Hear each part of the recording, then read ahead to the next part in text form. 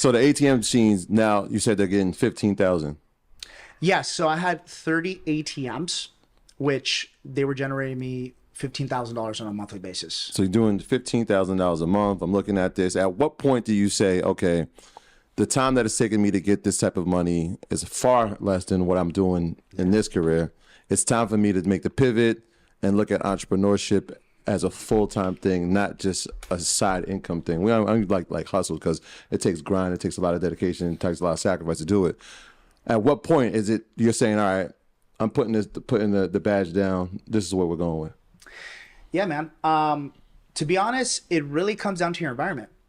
In my environment, like I said, I came from a family that we weren't rich, we weren't even middle class. We were, lightweight in the poverty section. But it was the mindset of my parents and who was around me.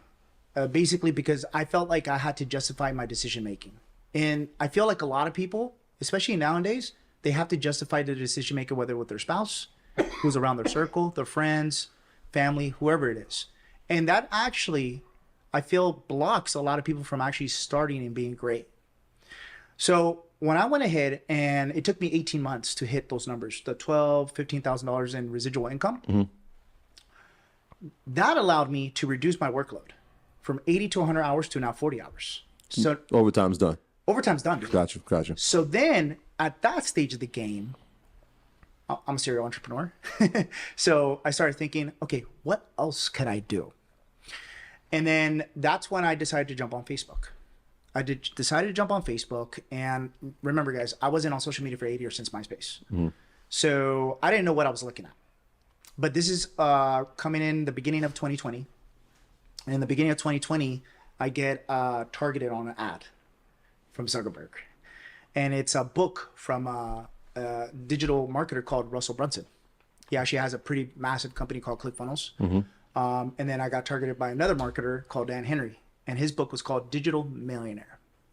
So inside these books, okay, I wasn't a reader, by the way. As you guys know, in the very beginning of the story, I'm a black sheep in the family, so I wasn't studious.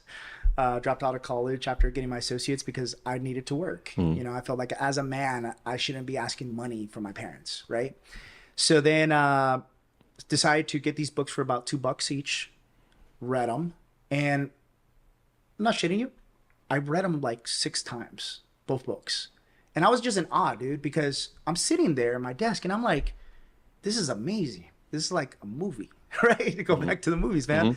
And I'm like, these guys were able to create multi-million-dollar businesses off of digital products.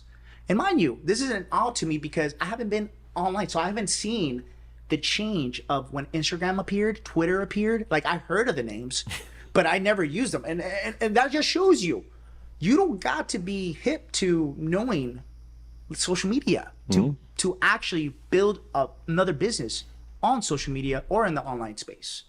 Because if you take my example, I took those books. I had so much conviction that if it can work for those two gentlemen, that it can work for me. Because why? We're all human. We're all human. The power of executing imperfect action will take you farther than someone who is knowledgeable, somebody who has a master's, somebody who has a PhD, but then is stuck on being a perfectionist. And being a perfectionist is a dream killer. Taking imperfect action, you're able to learn from the best school that I believe is the best school in life. And what is that? School hard knocks, man. Exactly. We got a doctorate. Exactly. Hey, man, you got to go through the trenches. Yeah.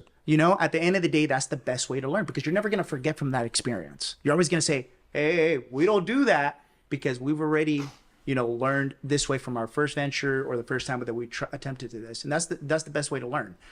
So I was able to go ahead and invest my first $10,000 in actually learning how to go ahead and make my own program online.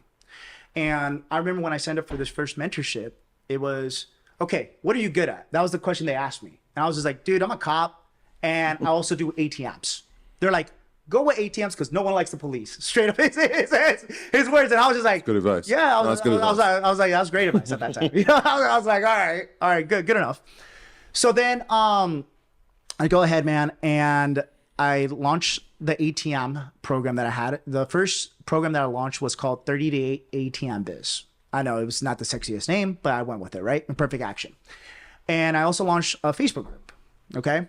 And my idea was like, dude, I want to build a community of like-minded individuals that want to talk about ATMs. That's it. Like, I'm going to help them out, even if they're beginner, even if they don't pay me. I'm still going to help them out because I just want to add value, right? Type of guy I am.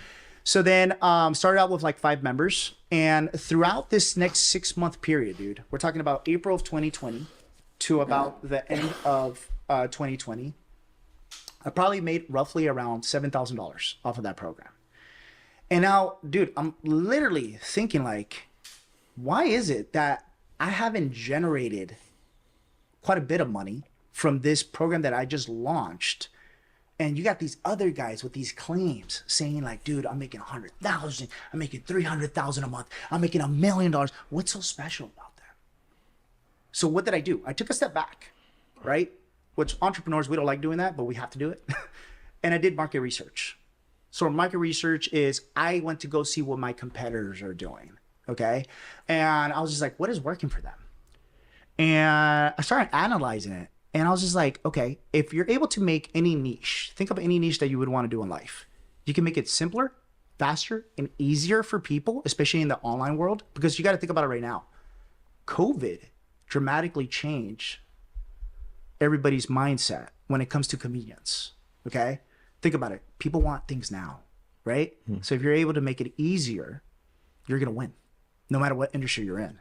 So I went with that idea, that concept, especially during that time. I started the business, the online business, building it during COVID. And I was just like, you know what? I know the people to go ahead and find locations for people. I know the people that can actually ship them out the machines. I know the people that can provide them the network. I'll just go ahead and talk to them. We'll create such an infrastructure. We'll all market where we actually are hands-on and we build the businesses for people. And we just charge a startup fee and that's it. We're not going to take any equity. They keep 100% of their profits and it's a win-win. And then I remember it was in January of 2021, 3 days before my birthday. My birthday's in January 18th, go Capricorn. But I remember I was talking to a military veteran and he goes, Paul, I got no experience in going out there and talking to business owners. Do you have anything for me where you guys can actually help me one-on-one? And I have not even created the outline of this program, which was to become a $27 million idea. Okay, at this time. But this was the aha moment.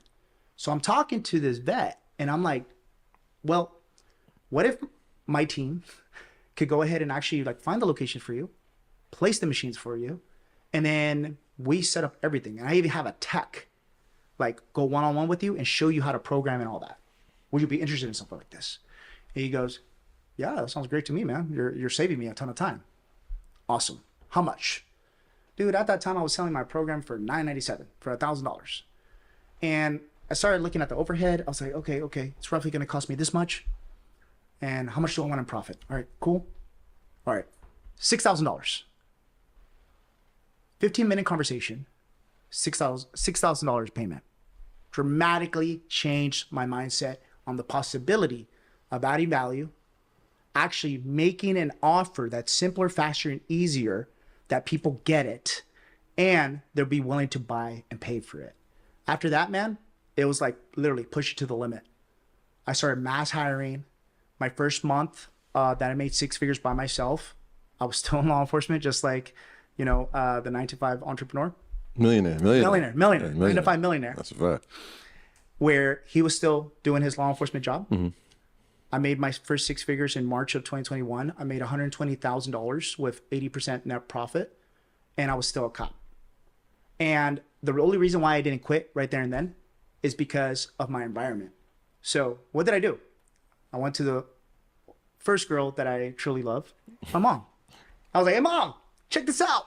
This is crazy, I was just like, I just made this off of like one of my newest ventures that has nothing to do with my tangible ATM business. I think this could like essentially like make me financially free. And well, I was already financially free with ATMs, but I'm like real money. And she's like, okay, unless you've generated like $1 million from it, don't quit. And I was like, why? Benefits.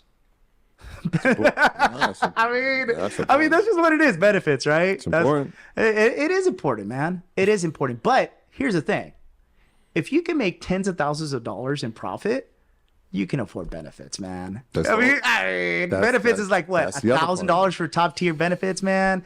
You know, if you got a family, probably going to cost you like $3,000. But if you're making tens of thousands of dollars in profit, man, you could cover that all day.